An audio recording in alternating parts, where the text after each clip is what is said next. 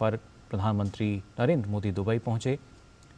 हवाई अड्डे पर प्रधानमंत्री का रश्मि स्वागत किया गया। ये उस वक्त की तस्वीरें अब से कुछ देर पहले की, जब प्रधानमंत्री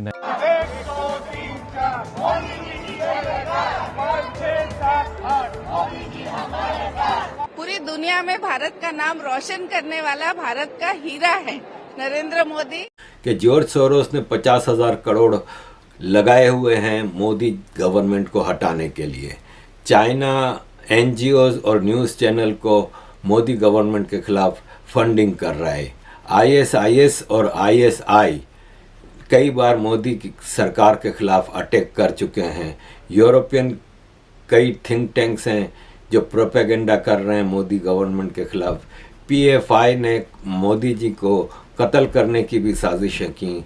अगर इतने सारे लोग एक आदमी के खिलाफ लगे हुए हैं तो डेफिनेटली वो आदमी कोई तो चीज़ सही कर रहा है। जब लोग पाकिस्तान के ऊपर बात करते हैं तो लोगों के जहन में सबसे पहले आता है टेररिज्म। जब लोग इंडिया के ऊपर बात करते हैं ना तो उनके जहन में आती है डेवलपमेंट। और ये पाकिस्तान की एक बहुत बड़ी बदकिस्मती है कि अपना मुल्क छोड़ने पर आपके दोस्त, जो आपके अहबाब हैं, आपके रिश्तेदार हैं, वो आपको बाकायदा मुबारकबाद देते हैं और कहते हैं कि यार शुक्र है कि तुम इस दोजख से निकल आए, तुम इस जहन्नुम से निकल आए। नमस्कार दोस्तों, जय Hind. Welcome to after morning news channel. PM Narendra Modi COP28 climate summit में शामिल होने के लिए 30 नवंबर की रात दुबई पहुंचे। होटल के बाहर इंडियन डायस्पोरा ने पीएम मोदी का स्वागत किया और लोग देर रात से पीएम के इंतजार में खड़े थे। पीएम ने सभी से मुलाकात की और हाथ जोड़कर उनका अभिवादन किया। पीएम आज दुबई में वर्ल्ड क्लाइमेट एक्शन समिट का संबोधित करेंगे। इसके अलावा 3 और कार्यक्रमों में हिस्सा लेंगे। विदेश मंत्रालय के सेक्रेटरी विनय मोहन क्वात्रा ने बताया कि पीएम मोदी यूएई के साथ ग्रीन क्रेडिट प्रोग्राम से जुड़े एक प्रोग्राम की अध्यक्षता करेंगे। इसके बाद स्वीडन के साथ energy transit group lead IT 2.0 के लॉन्च करेगा। PM Modi transforming climate finance initiative में भी शामिल होगा। क्वात्रा ने कहा पीएम मोदी वर्ल्ड लीडर्स के साथ मुलाकात करेंगे और कुछ लीडर्स के साथ बायलैटरल मीटिंग भी करेंगे। समिट में क्लाइमेट फाइनेंस यानी क्लाइमेट चेंज से निपटने के लिए आर्थिक मदद देने पर भी चर्चा होगी। पीएम मोदी तीसरी बार जलवायु परिवर्तन शिखर सम्मेलन में हिस्सा ले रहे हैं। इससे पहले पीएम मोदी ने 2021 में ग्लासगो में COP26 सम्मेलन में हिस्सा लिया था। तब उन्होंने क्लाइमेट चेंज से निपटने के लिए पंचामृत नीति और मिशन लाइफस्टाइल फॉर एनवायरनमेंट की घोषणा की थी। COP28 में 140 से ज्यादा जो लीडर्स हैं दुनिया के, वो पहुंच रहे हैं। कुछ पहुंच चुके हैं, कुछ जो है पहुंच रहे हैं अभी। कल जो है वहां पर इंडिया के प्राइम मिनिस्टर नरेंद्र मोदी साहब जो हैं वो भी उसमें शामिल हैं और उस यानी पाकिस्तान से काकर साहब भी, दुनिया के 140 से ज्यादा कंट्रीज हैं इसमें। डॉक्टर साहब, क्या सिग्निफिकेंस है इसकी? और खास तौर पर जब हम बात कर रहे हैं पाकिस्तान और इंडिया की, तो इंडिया का तो क्लाइमेट चेंज के हवाले से बड़ा ही एक स्ट्रॉन्ग स्टैंड है और पाकिस्तान का सैलाब की वजह से वो है। तो इसके ऊपर क्या ये दोनों कंट्रीज और बाकी दुनिया क्या कर पाएगी सर? देखिए, इंडिया तो इस पोजीशन में है कि वो कुछ कर सकते हैं। पाकिस्तान बदकिस्मती से इस पोजीशन में नहीं है कि कुछ कर सके। अब इंडिया का जहां तक मामला है, इंडिया एक इमर्ज्ड इंडस्ट्रियलाइज कंट्री भी है, इमर्ज इकोनॉमी भी है। दुनिया की चौथी बड़ी तो वो इकोनॉमी बन चुके हैं and they are going towards third position. तो इंडिया का फिर जो अपना मोटो है हमेशा से, वो ये धरती हमारी फैमिली है, वो हमेशा रहा है मोटो। अच्छा, इंडिया देखिए, प्राइम मिनिस्टर नरेंद्र मोदी के बारे में वेस्टर्न वर्ल्ड का यही कहना होता है कि जी ये कोट अनकोट ये राइट विंग की गवर्नमेंट है।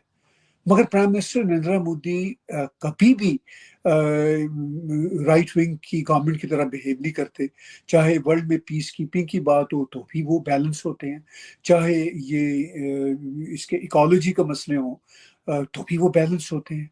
बल्कि वो जरूरत से ज़्यादा बढ़ चढ़ के हिस्सा ले रहे होते हैं जी कि भाई ये इस धरती को हमने ठीक रखना है, इसमें हमने कम पोल्यूशन रखना है। मैं इंडिया आता जाता रहता हूँ तो मुझे तो वहाँ पे ऑनेस्टली प्लास्टिक ही नज़र नहीं आता।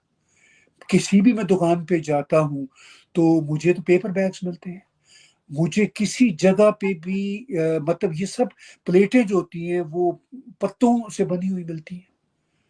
ठीक है, मतलब मैंने अगर पकौड़े भी खाए हैं इंडिया में, जलेबी भी खाई है, तो या तो वो केले के पत्तों से बनी हुई प्लेट होती थी या किसी और पत्तों से बनी होती थी।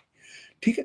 तो इंडिया की जहां पॉपुलेशन 1.4 बिलियन लोगों की है, वहां पे इंडिया में इतना मतलब एहसास है। आप बेटा ये हम मुसलमानों की गलती है सारी, क्या गलती है?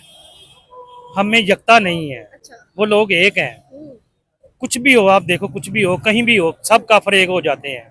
अब फलस्तीन में क्या हो रहा है आपके सामने ही है, मुसलमान एक हैं, हर किसी को अपनी भरी है, बस यही मसला है।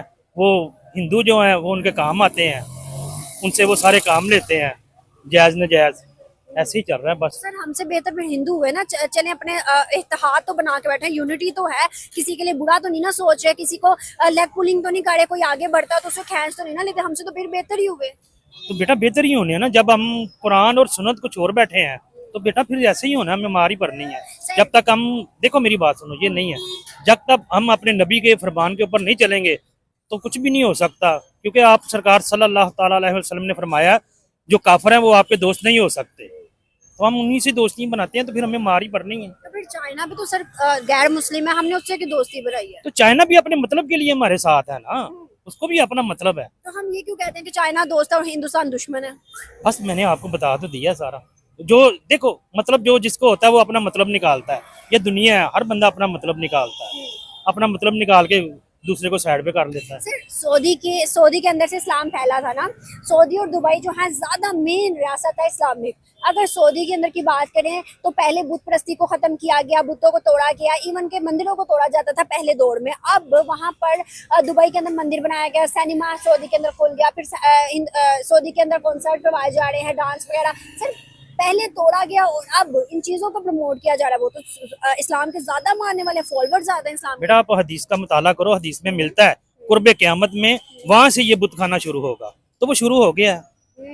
हाँ आप हदीस का मुताला करें, आपको उसमें मिलेगा कुर्बे क़यामत में वहां से ये बुत खाने शुरू होंगे। इख्तिताम क्या होगा, एंड क्या होगा? एंड दुनिया का फना है, अब आहिस्ता आहिस्ता दुनिया अपने मकाम की तरफ जा रही है। सऊदी दुबई नहीं ये चीज मानते, वो बेटा कहते हैं कि मतलब ट्रेडिंग करनी चाहिए, दूसरे मुल्कों के साथ ताल्लुकात बढ़ाने चाहिए, इकोनॉमी देखनी चाहिए, वो ये कहते हैं। बेटा ये देखो एक कुदरत का एक निज़ाम है, हर चीज ने अपनी असल की तरफ जाना है, ठीक है। अगर ये निज़ाम बना है तो अल्लाह पाक ने इसको समेटना भी तो है ना, अपने ऊपर तो अल्लाह ने नहीं ना नाम लेना कि भी मैंने, ऐसे ही लोग गलतियां करेंगे तो ये निज़ाम उल्ट होगा।